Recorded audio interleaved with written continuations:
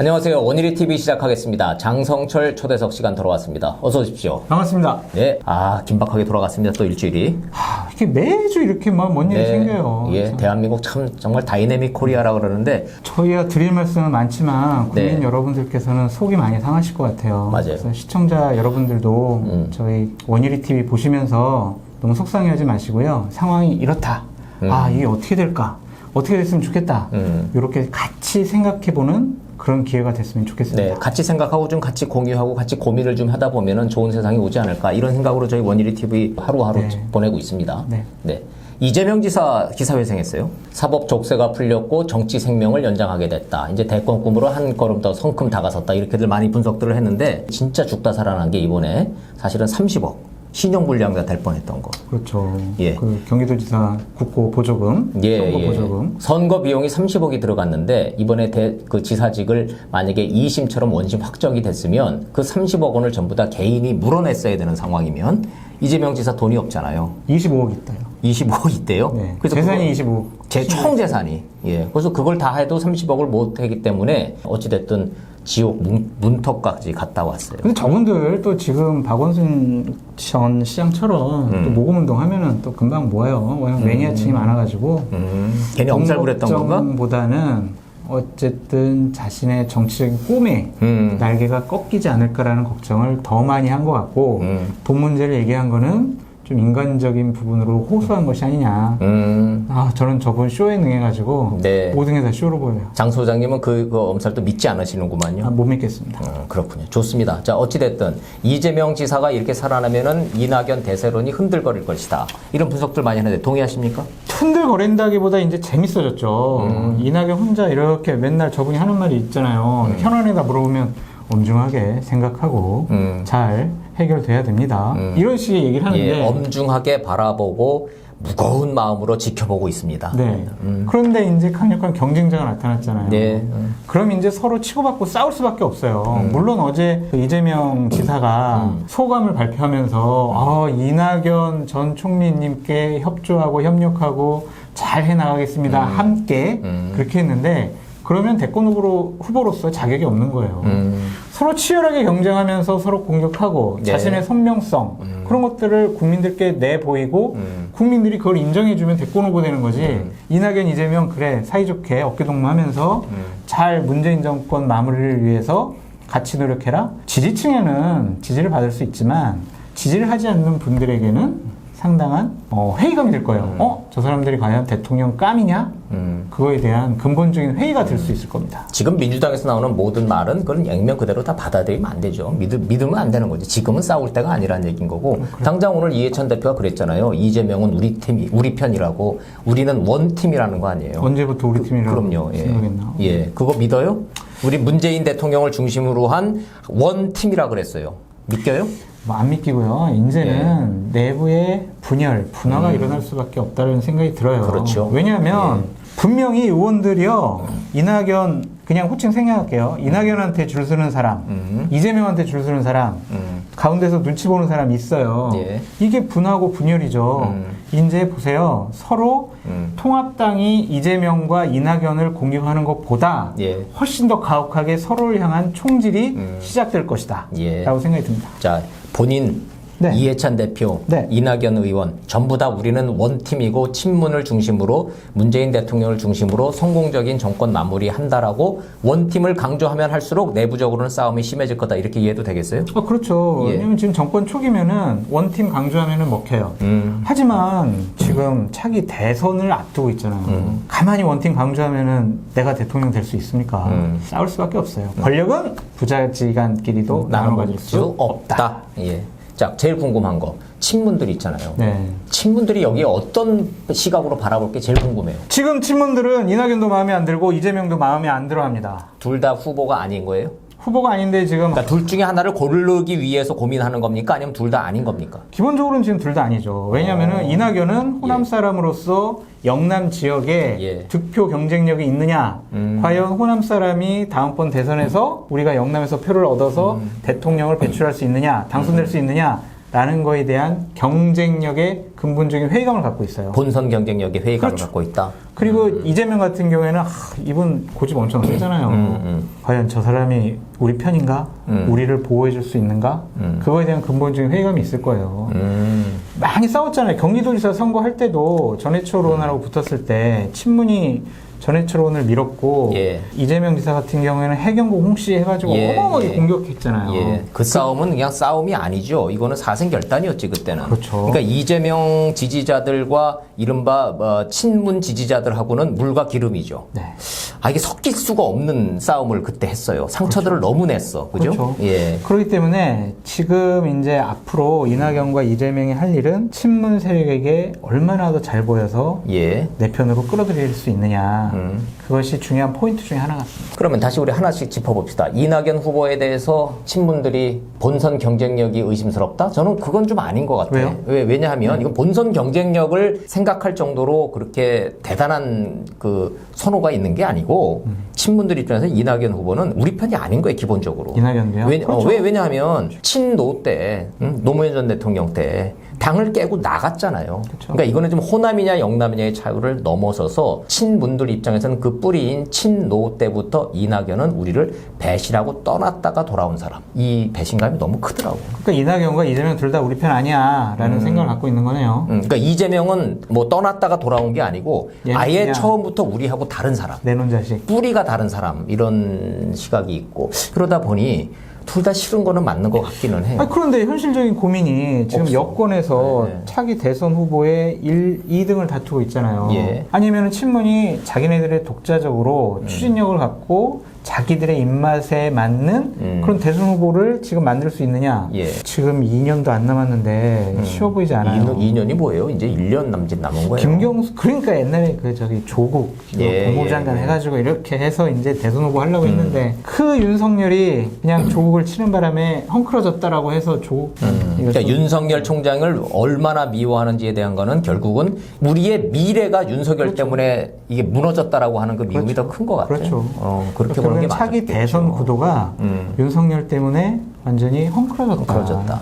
자, 그럼 친문들 입장에서 한번 봅시다. 조국 전 장관 어찌됐든 재판받고 있는데 다시 부활시켜서 살려내서 어떻게 좀 해본다? 가능해요, 안 해요? 하고 싶어 할 것 같아요. 근데 하고 싶은 욕구는 있죠, 분명히. 대법원에서 지금 이재명 같은 경우도 말도 안 되게 무죄 취지 파기환송한 거 보면 사법부로 가져가면 우리가 조국 살릴 수도 있겠다. 그렇게 생각할 수도 있을 것 같습니다. 그러니까 1심 빨리, 2심도 예. 빨리 하고, 자, 대법 가가지고, 자, 무죄 때려. 이러면 이제 족쇄가 풀리는 거잖아요. 이른바 사법 코드로 뭐든 다 부활한다, 시켜버린다. 그렇죠. 김경수도 살려내고, 조국도 살려내고. 그렇죠. 그렇게 그러니까 되면. 이낙연, 이재명, 조국, 김경수 이런 식으로 대선 경선을 치르면 국민적인 관심을 이끌어낼 수 있을 거 아니에요. 그러니까 그런 구도도 생각해 볼 것 같아요. 이것도 하나의 시나리오입니다. 예, 이렇게 시나리오예요. 되겠다라는 예. 걸 저희가 전망하는 건 아니고요. 예, 만약에 이재명처럼 이 사법 족쇄를 이 두 인물이 풀어진다면 친문들 생각 달라지죠. 달라지죠. 당연히 구도가 확 달라지죠. 조국이 1순위일 것 같아요. 김경수 지사는 아직 좀 나이가 어린 부분도 있고. 조국 전 장관이 여전히 1순위다. 그럼요. 어마어마한 충성심을 보여줬잖아요. 꿋꿋하게 맞아요. 버티고. 예. 국민적 이 거부감과 지지도하고는 또 별개의 문제고. 저는 99% 확신합니다. 왜냐하면 어쨌든 이낙연, 이재명 가지고는 다음번에 안전을 도모할 수가 없다라고 생각할 것 같아요. 문재인 정권 집권이 끝나는 2022년 이후에 친문 세력의 안위를 보호해줄 차기 대선 주자를 찾아야 하는데 이낙연도 이재명도 그 후보군이 아니다. 근데 역대 정권들이 다 이렇게 나를 보호해줄 우리 편 이렇게 다 생각을 해봤지만 우리 편이 되더라도 다 실패해요. 뭐 전두환 노태우 했지만 노태우가 뭐 백담사도 보내고 그랬잖아요. 아니 전두환 노태우까지 갈 거 뭐 있어요. 노무현 전 대통령 당선됐을 때 DJ 정권은 얼마나 가슴을 쓸어내렸어요. 근데 되자마자 국민 여론에 떠밀려서 제일 먼저 한 게 대북 송금부터 처단한 거잖아요. 그래서 박지원 실장부터 그때 다 줄줄이 감옥 갔던 거고. 그러면 이번에 또 국정원장으로 부활하는 거 보면 정치는 알 수가 없습니다. 맞아요. 정치는 알 수는 없어요. 저기 배경 음악으로요. 이문세의 알 수 없는 인생 조금만 좀 까봐. 그래요? 예. 알 수 없는 게 정치고 앞길을 알 수 없는 게 정치기는 합니다. 자, 그러면 내년 이제 올 지나고 나면 이낙연, 이재명 어찌됐든 1, 2위를 다투는 싸움은 그건 상수로 갈 것이고 네. 친문 그룹이 독자 후보를 낸다 안 낸다는 현재로서는 알 길이 없다. 낸다면 3파전으로 가는 거네. 그러니까 뭐 조국이 살아오면 당연히 조국을 낼 거고요. 예. 안 되면은 뭐 이 둘이 중에서 충성스러운 사람을 선택을 하겠죠. 그러면 그 얘기는 만약에 독자 후보를 내지 못한다면 친문이 둘로 쪼개진다? 쪼개질 수 있죠. 당연히 쪼개지죠. 이낙연파와 이재명파. 바로. 자, 그럼 통합당 입장에서 봤을 때는 이낙연, 이재명 양자 대결로 가는 것하고 친문 세력이 내는 독자 후보까지 해서 3파전으로 가는 거고 통합당에서 지금 현재 득실 계산이 가능합니까? 이거 안 가능해요. 어쨌든 그냥 이렇게 둘이 나오든 셋이 나오든 넷이 나오든 통합당은 여권이 구도가 어떻게 짜여지느냐 보다 자기네들 몸단속부터 먼저 해야 된다는 생각이 들어요. 지금 비호감도가 높잖아요. 예. 그러니까 뭐를 잘 해가지고 호감도를 높여야 되겠다라고 하는 순간 또 사고 칩니다. 그러니까 지금은 좀 가만히 있으면서 여권이 알아서 지금 무너져 가고 있고 실수하는 것들이 너무나 많잖아요. 그거에 대해서 그냥 한마디씩 원론적으로 국민의 눈높이에 맞는 멘트와 행동을 하면 되고 여기서 잘하려고 하다가 괜히 사고 치면은 그래 너희들은 역시 안 돼. 이런 손가락질 당하니까 지금은 비호감도 낮추는 그러한 역할에만 충실해라. 김종인 비대위원장이 안정적으로 좀 당을 관리했으면 좋겠다. 의욕적으로 뭘 하지 말아라. 그렇게 말씀드려요. 가만히 있는 게 도와주는 거다. 예. 김종인, 주호영 체제가 와서 좀 안정감이 됐고 좀 당 지지율도 올라가는 거는 사실이지만 하나하나 나오는 사안들을 이렇게 뜯어보면은 통합당이 뭔가 전략적으로 접근하고 있다는 생각은 안 들고 계속 여전히 이 와중에도 민주당이 야당복 하나는 여전히 갖고 있다 소리가 나오는 거 보면 통합당 이 개별적인 행동에서는 걱정할 점이 많습니다. 근데 제가 이제 정치권에서 한 25년 있으면서 눈앞에서 보니까 이 지지율은요 상대당이 잘못해야 우리 지지율이 올라가더라고요. 그러니까 통합당 아무리 잘하려고 해도 자기네들 힘으로 30%를 넘을 수 있겠습니까? 민주당이 못하니까 그래 아유 쟤들보다는 이제 통합당이 그래도 나을 수 있겠구나 라고 조금씩 옮겨오는 거고 야당 복 있다 여당 복 있다 라고 하는 정당 치고 잘된 정당 못 봤어요. 맞아요. 근데 그러니까 왜 그러냐면요 그런 식으로 남 탓으로 돌리기 시작을 하면 되게 스스로 자만심해지더라고요. 교만해지고 국민 보기를 되게 좀 하여튼 좀 무시해요. 봐보세요. 이해찬 대표 6일 전에 국민을 대신해서 물어보는 기자한테 나쁜 놈인지 호래자식인지 후래자식인지 모르겠지만 욕설을 해대잖아요. 아직까지 사과를 안 하고 있습니다. 이거는 오만한 거죠. 지난 4.13 180석 줬을 때 자기네들부터 그랬잖아요. 우리 교만하지 말고 겸손하게 국민들 받들자. 이게 지금 국민들 받들은 그런 겸손한 모양입니까? 대한민국 국민들이 사과 호소인이에요. 이럴 때는 좀 사과를 해야 된다라고 호소를 하는 사람들이 사과 호소인이 제발 사과 좀 해주세요 제발. 지지율이 얼마나 떨어졌어요? 기본적으로 대통령 지지율 같은 경우에는 뭐 갤럽 조사는 달라요. 근데 그러니까 뭐 하나하나를 우리가 다 말씀드리는 건 수치는 의미가 없고 추세만 해도 일단 이렇게 교차됐죠. 예, 이제 데드크로스 됐습니다. 그거는 추세는 분명하죠. 부정이 더 많고요. 긍정이 많이 줄어들었습니다. 그러니까 부정이 한 50% 정도 나오고요. 긍정은 한 43%. 그 대략 한 7% 정도 차이인 것 같고. 오차범위 밖으로 벌어진 거죠. 그렇죠. 그 다음에 민주당의 지지율 같은 경우에는 한 34%. 통합당 같은 경우에는 한 31% 해가지고. 그럼 양당의 지지율 격차는 이제 오차범위 내로 들어왔네요. 그러니까 민주당 지지율이 많이 떨어진 거예요. 자기네들도 민주연구원에서 계속 여론조사를 해봤을 거 아니에요. 떨어지는 추세가 급격해지니까 이틀 전에 이해찬 대표가 직접 사과도 하고 그랬던 것 같은데 진작하지. 왜 이렇게 떠밀려서 사과를 합니까? 진정성이 없는 사과는 국민들의 분노를 더 일으킬 뿐입니다. 라고 말씀드리겠습니다. 이럴 때 보통 하는 얘기들이 있잖아요. 너무 늦었어. 너무 늦었어라는 얘기들이 나오는데 어찌됐든 늦었지만 지금이라도 피해자를 피해자라고 얘기하고 가해자를 가해자라고 얘기하는 거는 이 단순한 데서 모든 정치적 해법이 나온다는 얘기예요. 근데요, 저는 민주당 쪽 분들하고 이제 TV에서 많이 얘기를 해보면 우리가 다시 지지율을 반등시킬 거다라고 얘기를 하더라고요. 그래서 제가 그거는 자신이 있대요? 자신 있대요. 왜냐하면은 여러 가지 여당은 일로서 정책으로서 승부를 건다, 국민들께 보여드린다 막 이러더라고요. 그래서 제가 두 가지 얘기했어요. 하나는 당신들은 정책의 오류를 수정할 능력이 없는 집단 같다. 부동산 문제를 보니 그렇다. 이미 시장의 신뢰를 잃어버린 부동산 문제를 갖고 계속 대통령께서는 어제도 부동산으로 돈 버는 사람 없게 하겠다라고 말씀하셨다. 예. 자기네들 참모들 청와대에 있는 사람들 부동산으로 다 돈 벌어놓고 그럼 그거 다 반납할 거예요? 좋습니다. 말이 안 되는 얘기를 하는 거고요. 예. 그럼 지지율 반등에 대해서까지 말씀을 좀 하셨는데 지지율은 계속 좀 떨어지고 있고 데드크로스 일어났는데 민주당에서는 지지율 반등을 자신하고 좀 있다는 거예요. 네. 그럼 어떤 논리로 지지율을 반등하겠다고 하는 거고 장성철 소장은 어떤 논거로 그게 힘들 거라고 보는 건지 잠시 뒤에 이 지지율과 대통령의 연설을 연결을 해서 우리가 한번 좀 그 토론을 좀 해보죠. 알겠습니다. 예, 잠시 뒤에 보겠습니다. 대통령이 국회 연설했어요. 네. 21대 개원 기념 대통령 시정 연설이죠. 네. 그런데 그날 마지막 그 하나 남았던 상임위원장, 정보위원장까지 싹 독식을 다 했어요. 싹쓸이. 예, 18개 상임위원장 독식하는 날 대통령이 국회 와서 대통령 연설을 하셨는데 네. 키워드가 협치, 협력. 네. 17번 얘기하셨어요. 18번? 아니, 18개 상임위를 독식하는 날 협치를 17번 얘기했어요. 17번 얘기했어요. 아, 그러니까 독식하고 협치하자. 네. 어떻게 보셨습니까? 우리 연애를 하는데 자기 애인을 막 때려요. 그런 다음에 미안해, 내가 너를 사랑해서 때렸어. 이러는 것 같아요. 한마디로 말이 안 된다는 얘기죠. 협치와 협력은요, 예. 여당이 먼저 손 내밀어야 돼요. 여당이 먼저, 여당이 가진 게 많잖아요. 그럼 여당이 양보를 해야죠. 자기네들 거는 다 챙기고, 자기네들이 하는 회의에 들어와가지고, 모든 걸 다 협조해라. 이게 협치입니까?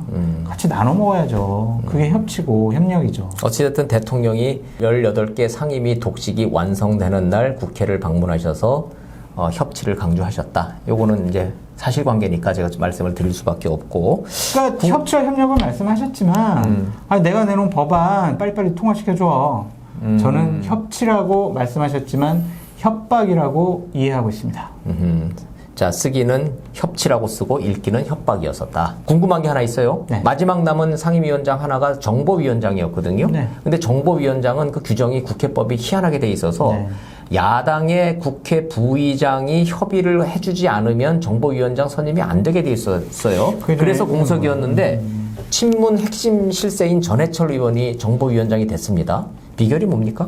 그게 좀 애매모호한 부분이 있어요. 국회법이? 네, 부의장과 각 교섭단체 대표들과의 협의를 통해서 선임을 한다라고 돼 있어요. 자, 그럼 첫째, 야당의 국회 부의장이 없잖아요. 근데 보세요.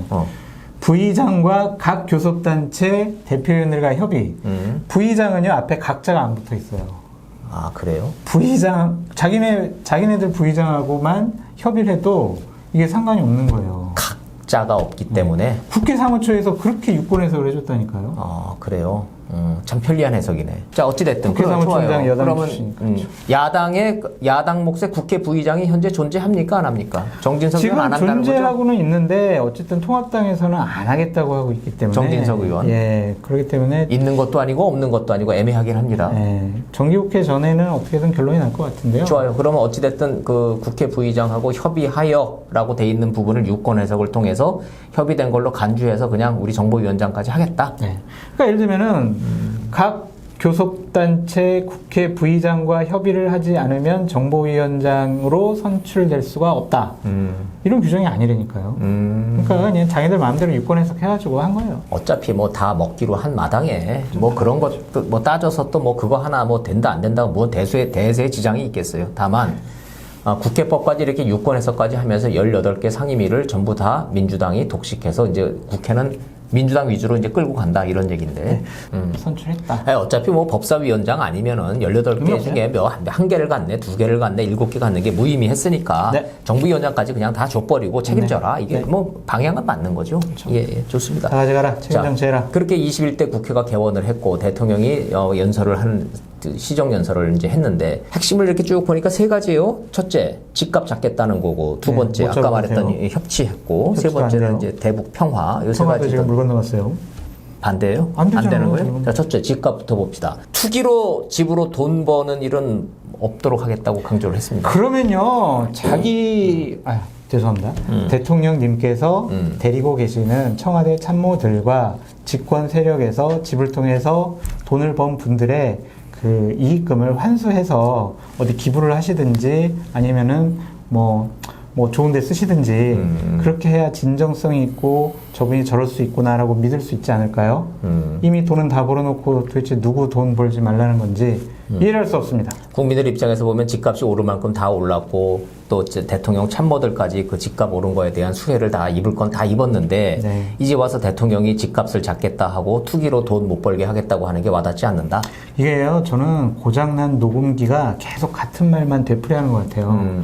2017년도 5월 달에 대통령께서 당선이 되시고 난 다음에 100대 국정 추진 과제라는 걸 발표하셨어요. 맞아요. 거기에 집값을 안정화하겠다고 그때부터 얘기하셨는데 지금 집권 4년 차입니다. 아직까지도 그때 얘기를 똑같이 하십니까? 지금은 성과를 내야 될 때입니다. 언제까지 말만 합니까? 아니, 성과가 아니라 이제는 정리해야 될 때지.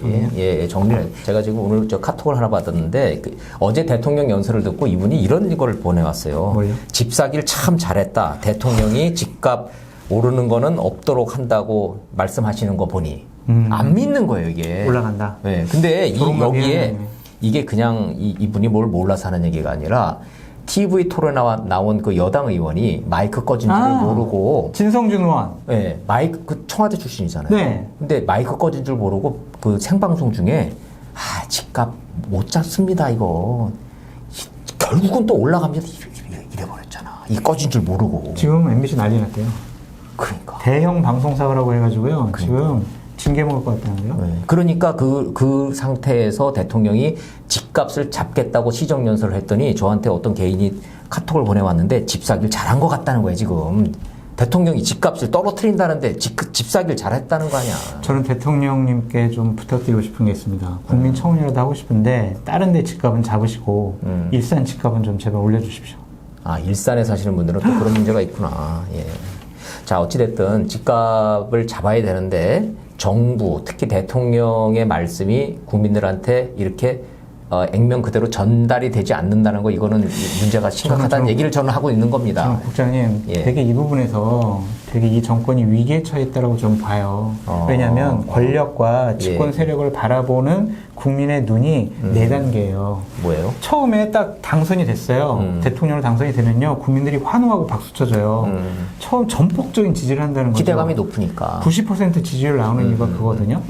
그 사람들이 자신들의 권력을 행사하기 시작을 하면 국민들은 두려워해요. 저 정책이 나한테 어떤 피해가 올까? 그렇지. 과연 우리나라 대한민국을 위해서 저 정책이 어떠한 효과가 있을까? 이제 계산을 하는 단계예요. 계산과 두려움을 하는데 그 정책이 잘못돼 가면은요 국민들이 비판하기 시작을 합니다. 맞아요. 예. 그런데 그 비판의 목소리를 안 들으면요 조롱과 비아냥으로 가요. 저는 지금 그럼 이 시점이 이게 마지막 단계네. 조롱과 비아냥. 비판에서 조롱과 비아냥으로 가는 그 꼭지점이 있다고 저는 생각이 드는 거예요. 왜냐하면 며칠 전에 대통령께서 뉴딜 발표하셨잖아요.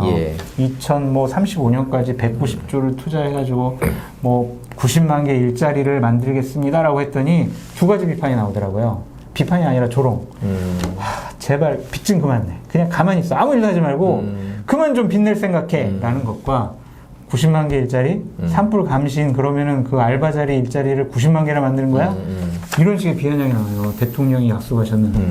되게 이 정권의 위험 신호가 같다. 그런데 이 집권 세력은 민심을 읽는 그 안테나가 고장이 났다고 저는 생각이 드는 거예요. 결정적으로 박원순 시장 사망 사건과 관련한 이 집권 세력이 대처하는 방안을 보고 안테나가 고장이 났다. 그러니까 지지율 떨어지는 그 시점을 보면 박원순 시장의 피소가 되고 그 극단적 선택을 했던 그 시점보다 민주당 이해찬 대표의 그 다음 이 대응하는 고수 시점 있잖아요. 그때부터 지지율이 급락하는 거예요. 그러니까 결국 사고는 나는 건데 집권 세력은 사고가 났을 때 이 집권 세력이 대응을 어떻게 하느냐에 따라서 국민 민심이 하늘하고 땅으로 이제 나뉘는 거예요. 그렇죠. 국민들이 기본적으로 이제 의심하는 거는요. 왜냐하면 국민들을 바보 취급을 하잖아요.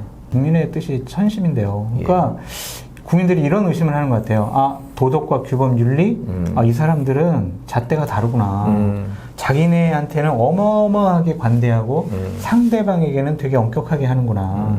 이중잣대다. 그래서 제가 그런 얘기를 하는 거예요. 우리 편 동지 의식만 남아있고 민주당한테는 공당 의식이 사라져버린 거예요.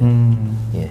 우리 편만 있는 거야. 맞아요. 우리 편만. 이 정권의 대통령에 대해서 이런 식의 조롱과 비아냥이 나오면은요, 국정 운영이 불가능해집니다. 예, 굉장히 위험한 당이에요. 아주 나쁜 시그널이 이제 온 거예요. 그런데 이제 어제 어떤 민주당 쪽 분하고 TV 토론을 했더니 자기네들은 충분히 이 부분 극복할 수 있다 그러더라고요. 그래서 내가 잘해보시라고 했어요. 잘해야죠. 아, 왜냐면요, 예, 진짜 예, 제 마음이에요. 어쨌든 저는 반대 진영에 있지만 우리나라 대통령이시잖아요. 2년 동안 너무나 막중한 책임을 갖고 있어요. 그럼요. 저분이 삐끗하면 대한민국 호가 흔들흔들거립니다. 그럼요. 예. 우리 박근혜 정권 때 봤잖아요. 대통령이 성공해야죠. 문재인 정부가 성공해야 그게 대한민국 국민들이 행복해지는 그렇죠. 거고, 무너지지 말라고 우리가 지금 비판하는 거지, 그렇죠. 무너지라고 지금 고사지내는 게 아니에요. 그런데 맞습니다. 집값만 놓고 봤을 때 국민들이 굉장히 민감하잖아요, 여기에. 그런데 청와대 참모 출신의 지금 민주당 핵심 의원이라고 하는 의원이 TV 토론에 나와가지고 마이크가 꺼진 줄 모르고 꺼진 거라고 생각을 하고, 집값 안 내려갑니다. 그게 화면 하나 넣어주세요. 그러니까 그게 그 말을 들은 국민들이 어떻게 생각하겠냐고요. 근데 그 사람 얘기했잖아요. 또 해명했는데요. 그 진영이 해명을. 언론이 왜곡 보도한다는. 언론 왜 그래요, 진짜 국장님. 현직에 계시잖아요. 왜 언론 왜곡 보도하는 겁니까? 왜 자기네들이 한 말을 놓고 왜 언론 탓을 하냐고. 남탓 전문가들 아닙니까? 그러니까 마이크가 켜져 있든 꺼져 있든 정치인은 자기 생각을 정확하게 국민한테 얘기를 해야 되는 거예요. 그래서 이 대통령 발언 중에, 연설 중에 마지막 이제 핵심이 평화였어요. 남북 간의 평화가 이루어지면은 엄청난 일거리를 제공해 주기 때문에 이 평화 노력을 계속 하시겠대요. 뭐 틀린 말 아니고 맞는 말이에요. 예. 그래서 누가 또 그러시더라고. 그 듣더니 문재인 대통령은 평화 호소인이라고. 왜 웃어요? 너무 근데 심각하게 얘기하는데 왜 웃어? 시의적절한 지적 같습니다. 평화 호소만 하시는 분 같아요. 맞아요. 그렇죠. 예. 성과가 없잖아요. 성과 있었구나. 우리나라 성과 있었지. 남북 연락사무소 완전 폭파됐잖아요. 예. 걱정입니다. 하여튼 이게 남북 관계라든지 경제라든지 내부의 지금 내치라든지 여러 가지가 상당히 안 좋은 것 같아요. 그냥 느낌상 그냥 안 좋은 기운이 막 몰려오는 것 같아요. 근데 이 정권에 있는 분들은 아니야, 우리가 잘할 수 있어 라고 말로만, 신념으로만 국민들께 말씀드리고 있다. 그게 더 불안하다 이거예요. 국민들은 그게 더 불안하다 이거예요. 자, 그래서 문재인 대통령과 이제 민주당이 이제 이런 지지율 하락 속에서 이제 이런 움직임을 보이고 있고, 박원순 시장 사태가 지금 이렇게 진행되고 있고 다 알겠는데, 통합당 얘기 좀 해봅시다. 제발 가만히만 있어라. 너희들은 좀 그냥 아무 말하지 말고 가만히만 있어라고 말씀드리고 싶습니다. 가만히 안 있어서 문제돼요? 실수하잖아요. 자꾸 뭔가를 하려고 그러면 실수하지 않습니까? 예를 들자면 말 실수인데요. 저기 그 정원석 비대위원, 정말 참 그 젊은 비대위원인데 30대인데요. 이거 제가 입으로 차마 못 옮기겠는데. 아니, 그건 제가 얘기를 할게요. 왜냐하면 저도 이거는 이건 좀 문제가 좀 심각하다 싶어서 통합당 얘기를 좀 안 할 수가 없어요. 비대위원이잖아요. 지금 과거로 따지면 최고위원 같은 거잖아요. 또 뭐 김종인 비대위원장이 젊은 사람들 데리고 일한다고 좀 30대 데려다 앉혀놨는데, 박원순 서울시장 사건을 섹스 스캔들 이렇게 5글자로 정리를 했어요. 근데 이게 사실관계 자체가 완전히 틀린 거예요. 그렇죠. 일단 스캔들이 아니고, 이거는 일방적인 가해자와 피해자가 있는 사건을 스캔들이라고 그런 거, 이거 잘못 규정이 된 거고, 섹스 스캔들 아니죠, 이거는. 그죠? 일방적인 이거는 성희롱, 성범죄를 위계에 의한 성범죄 피해자가 발생을 한 거고, 그 가해자가 다른 사람도 아니고 그걸 룰을 만들었던 서울시장이라는 점에서 충격적이었던 건데, 이 사건을 이렇게 규정을 하고 야당이 나온다? 야, 이건 이런 헛발질이 없지. 완전히 이렇게 막 상대편은 골대에 가서 공 늘리고 막 가다가 그냥 갑자기 뒤돌아서 뻥 차가지고 자살골 한 것 같아요. 자기 골대에다.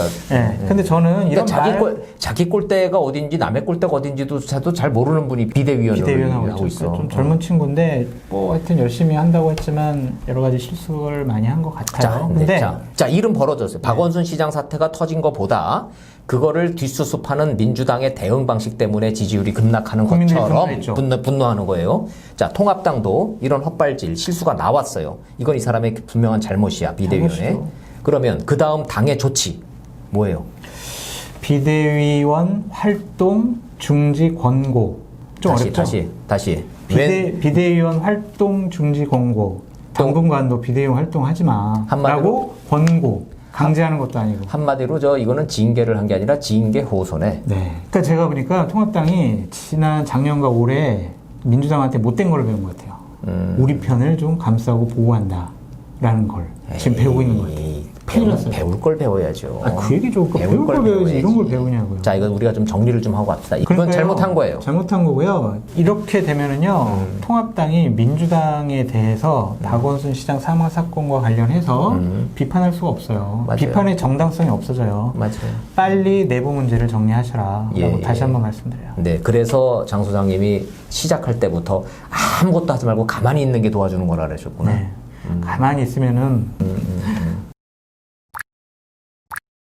국회 현안 좀 짚어봐야 되겠네요. 외교 안보 라인 다 교체됐으니까 청문회 이제 예정돼 있죠. 해야죠. 통합당이 청문회를 하겠다는 거죠. 해야죠. 당연히. 왜냐면 제일 문제는 거기서 막 공격하면 되는데.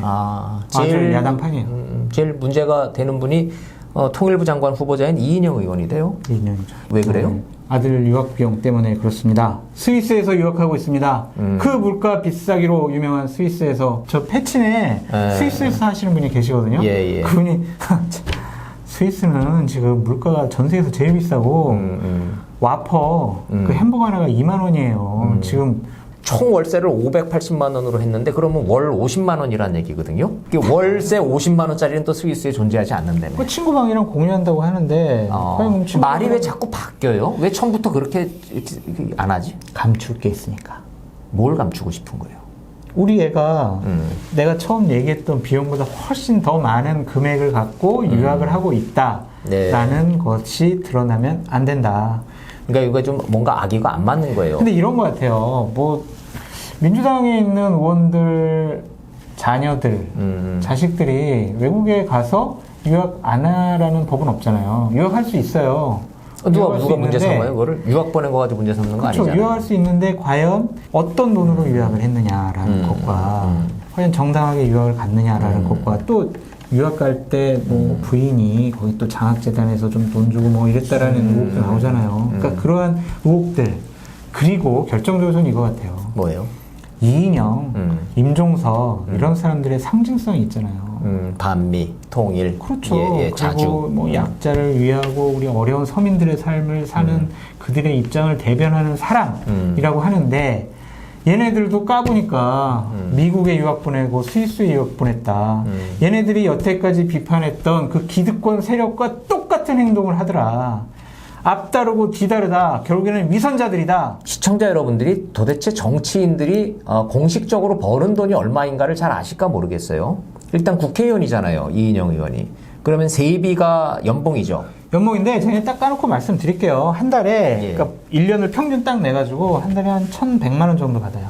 1,100만 원. 세 전이에요? 세 후예요? 그러니까 세 전이에요. 세 전으로. 그럼 1억 5천만 원짜리 연봉자로 계산을 해보면 그거 받아서 애를 유학을 보낼 과연 그게 가능하냐? 이제 이제 논란은 불가능하죠.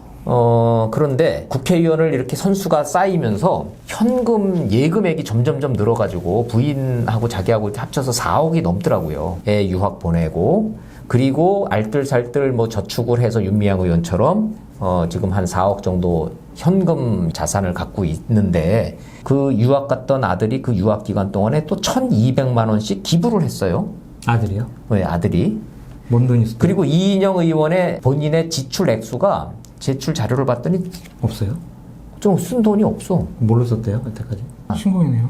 그러니까 세상에 이런 직업이 어딨냔 말이에요. 연봉은 따박따박 들어와.